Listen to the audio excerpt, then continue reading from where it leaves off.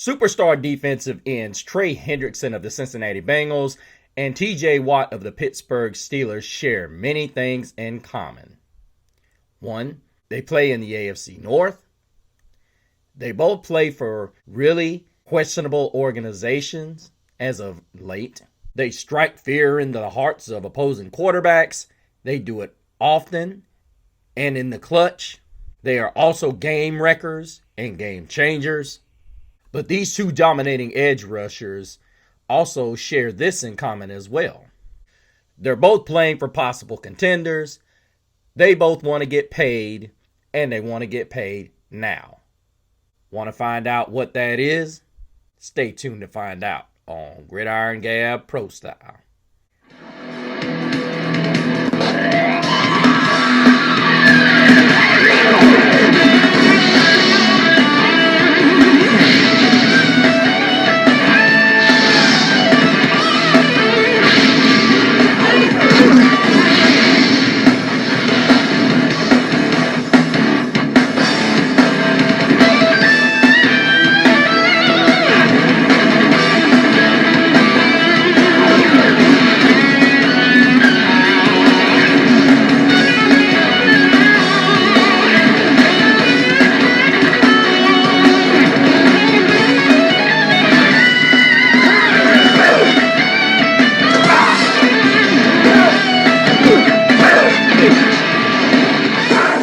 Welcome back, all you gabbers. It's been quite a while, hasn't it? I hope you guys have had a great Father's Day, have had a great Memorial Day, and are looking forward to the 4th of July. Of course, you are gabbing along with the one and only Mr. CeeLo, and I just want to take an opportunity to give a Father's Day gab out to my dad as he is recovering from knee replacement. Get well soon, Dad. We're proud of you. But it's also been a time for either mending situations or going through divorces, as I have not discussed the Jalen Ramsey as well as the Mika Fitzpatrick switch between the Dolphins and Steelers, but I'm going to have a quick short on that. Don't you guys worry. I am going to let you guys know all about it. But let us get into the topic of discussion, which is the Hendrickson-Watt problem. The Watt-Hendrickson problem. Now, as you heard in the intro, these two share a lot of commonalities. But the one commonality that I'm going to refer to is both of these guys are wanted by the same football teams. And I will let you know that both of these gentlemen are going to demand a huge price to join your team. And I have a list of teams that are not only contenders, but they have the cap space. Because the reality of it is, both of these guys, something else. Hendrickson and Watt will turn 31. Watt turns 31 early on, if I recall correctly, in the season. And Hendrickson turns 31 late in the season. So both of these guys are going to be skating over they're both going to be skating above 30. So the question is always, you don't want to risk a guy that's in his 30s. But in Hendrickson's case, in all fairness, this is a guy that's taken discounts for the last 3 or 4 years. Now he deserves to get paid. And I'm going to be honest with you, Cincinnati, you better ante up the dough. Because what I'm about to tell all of you guys may blow your mind, it may not. But I don't know how much draft capital the 49ers, Lions, Packers, and even the Las Vegas Raiders are willing to throw in there. And I think even Dallas has $31 million in cap space. So you could very well see these football teams going to work And the ones that I look at, I think someone from Sports Illustrated was talking about the Carolina Panthers going in there. Unfortunately for the Panthers, they don't have the allotted cap space. You know, they're one of those football teams. They're going to want to keep enough cap space just in case they have internal injuries, and they're still looking to sign a safety. But let's dabble into this, shall we? And you can't forget about the New England Patriots. I remember putting the Patriots down at the bottom, but they don't fit into the categorical competitive fire that these guys want. They want to be able to compete for a championship. Now, it's not saying that Drake May is not going to take that second-year jump with the type of draft picks they made. I mean, it's all possible that they're capable of doing that. But I will say this, I don't think they're going to be able to overall compete. I think it's going to be one of those games where one of those years where they could, I think the max you can ask for out of this New England football team is to go 9-8, which is not bad, but I don't think they have the juice to compete for a championship. And I think that's ultimately where TJ Watt and Hendrickson want to go. So I would scratch them off, but that's a team that definitely could give them the money that they're looking for. But I don't think that completes what they're looking for. You got teams like the 49ers, the Detroit Lions, the Green Bay Packers. And now the Las Vegas Raiders, in my opinion, is a team that jumped in here, could easily be a competitor with all of the offseason moves that they were able to make. Now, I know a lot of people are going to say, rightfully so. But I truly believe with what Pete Carroll has done in this offseason, this whole division top to bottom is going to be extra competitive. And believe it or not, this is danger for the Kansas City Chiefs, because this is the first time probably in the last 5 to 6 years that they've had the division top to bottom that is going to be not just an easy 6 wins. They could easily, and I know a lot of people are saying, no way. They could easily go 0-6 in this division, because each one of these teams, those teams being the Chargers, Raiders, and Broncos, play a different style of football. But let's not go into that. Kansas City's a team that would not be able to go in on this because they don't have the cap space. But let's go and look at the 49ers, a team that could really, really benefit from a move such as this. Making a move for a player of the caliber of a TJ Watt or a Trey Hendrickson. Because needless to say, the 49ers, it wasn't just the offense that struggled with the 49ers. And I would even venture to say that the offense wasn't really that bad for the 49ers. In a lot of sense, there were just a lot of games where it just seemed as though the defense wasn't as, let's just say, based on past experiences, any of you 49er fans out there realize this, the 49ers had a defense that was just absolutely dominating. I mean, there was no shortchanging. Now, I get it. They've got rookie Mykel Williams, and then you've got Nick Bosa. But wouldn't it be something if you put TJ Watt there?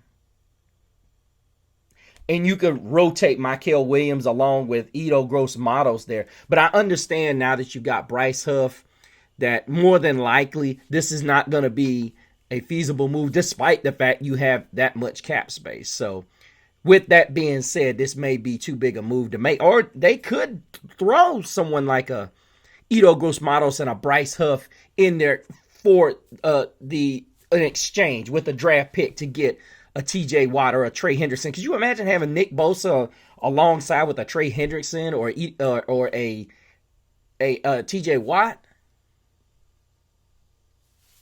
Look out.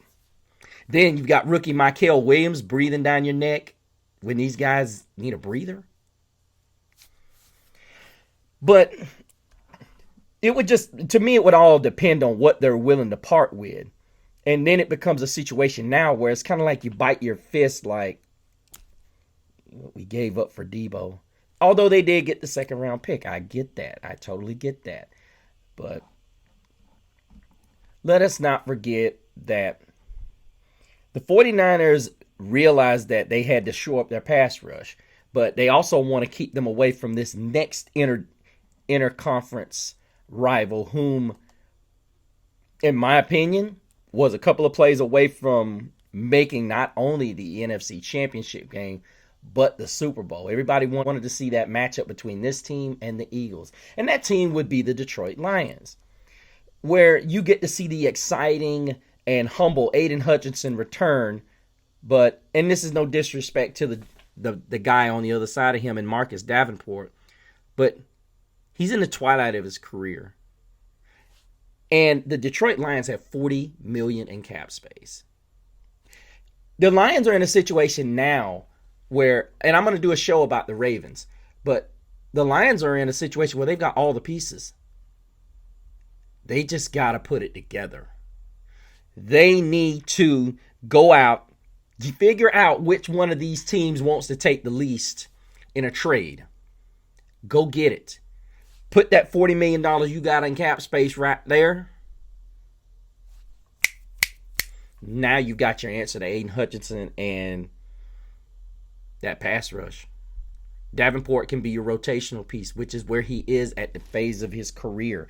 And I promise you, you add this guy right here, Detroit, who's going to beat you? Who's going to beat you, Detroit? I don't see it. I really don't. Look how far you went last year with no Aiden Hutchinson. To me, this is the dream spot for either one of these guys. And I think ultimately, Hendrickson and TJ Watt are saying without saying, if you guys are not going to win, I want to get paid. And if you're not going to pay me, trade me to a contender. Is this a hypothetical question? I know it's obvious, but maybe it's not obvious to the organizations they play for. What better way, if you're Trey Hendrickson, a guy who come off being the league leader in sacks, and TJ Watt single-handedly keeping them in some games last season. You'll be 31 at the end of the season. Your best days could be behind you. Now, I'm not saying they're going to choke the place up, but I am saying their best years, they've maybe got 2 or 3 years left. And I don't blame them for wanting to get a better deal and get shipped to a better situation. This would be the best situation. To me, if I'm Trey Hendrickson, I'm out there with Detroit, and I'm saying, hey, look, dude, this is what I want. Because right now, if you looked at it, the market's not calling for Trey Hendrickson. The market is calling for TJ Watt. Unless he's that loyal to the guys in Cincinnati. Doesn't seem like the management is. But if I'm Detroit, I'm trying to find a way to get this done. It needs to get done. If Detroit, I will say this, you get either one of these guys, you're going to the Super Bowl. And depending on who you play and how your injury and how your roster looks injury-wise, you arguably could win it. Get one of them, you win it. It's official. You suck. The next team is very interesting that I see, and I did not realize how much cap space they had. And this team would be a playoff contender as well. And they would happen to be the Green Bay Packers. Now, what's funny is this team always seems to be, since forever, the Packers with Jordan Love, even going back to the Aaron Rodgers days, they've always flirted with being in a contender. So now it looks like they've got their pieces in place. And then you add Matthew Golden to Jaden Reed and Romeo Doubs. And just imagine when you get Christian Watson back. And, of course, you've got Josh Jacobs in the backfield. And, okay, you've got Barron Sorrell, who's backing up Lucas Van Ness. And then you got Rashawn Gary, who's been pretty good. But then you add Kenny Clark, Devontae Wyatt, and I'm going to be honest with you, Nazir Stackhouse is a monster of a player, the rookie out of Georgia. If you could add TJ Watt or Trey Hendricks to this group, you can add either one of these two to this group. I'll tell you right now, NFC Championship. What a dumbass. Bruh. Is that your best? That was pathetic. And I'm going to be honest with you. TJ Watt and Trey Hendrickson would actually be nuts to not want to make a transition to the NFC. This conference is wide open. You had a Commanders team that basically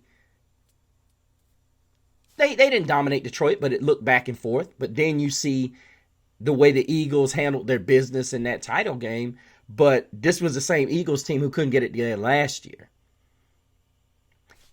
So I'm not completely sold that the Eagles can repeat.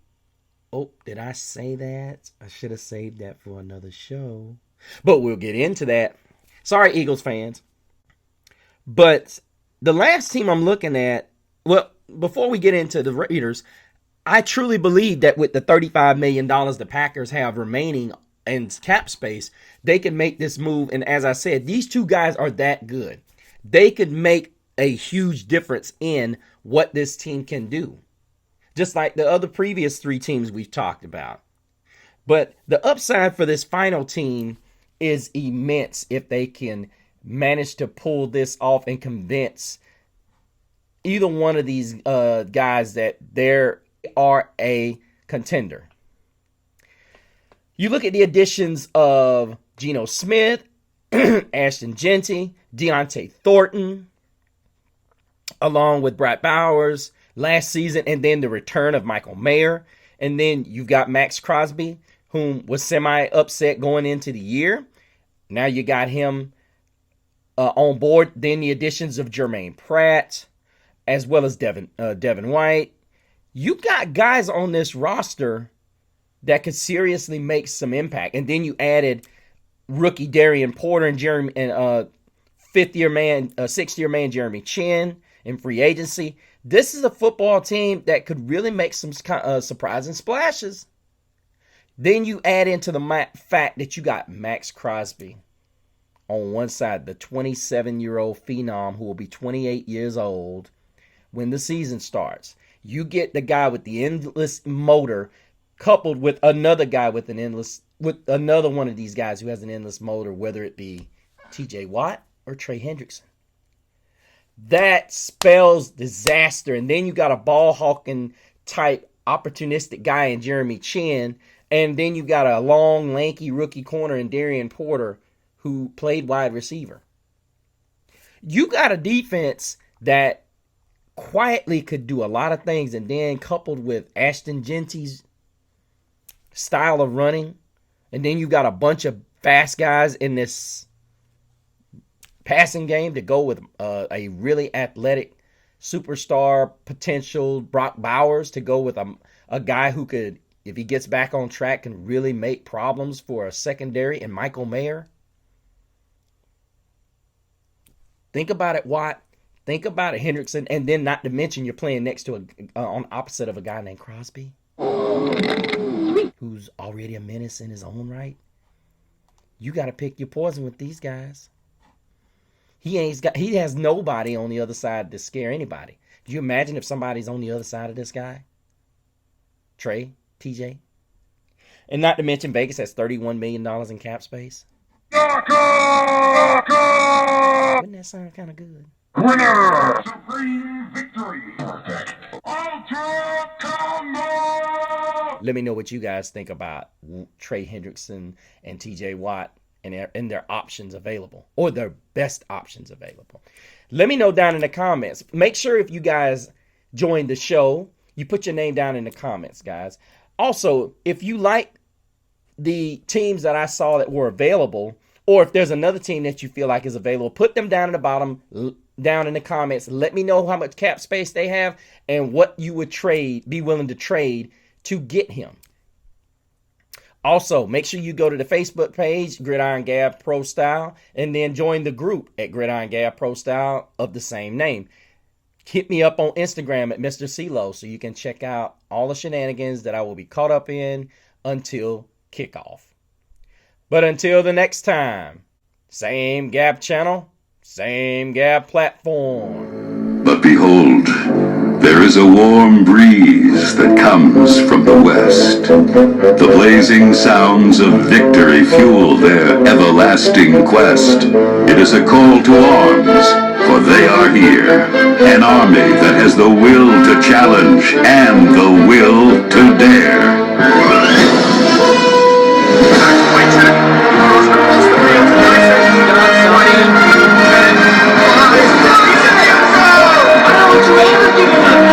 He's breaking left, he's breaking left!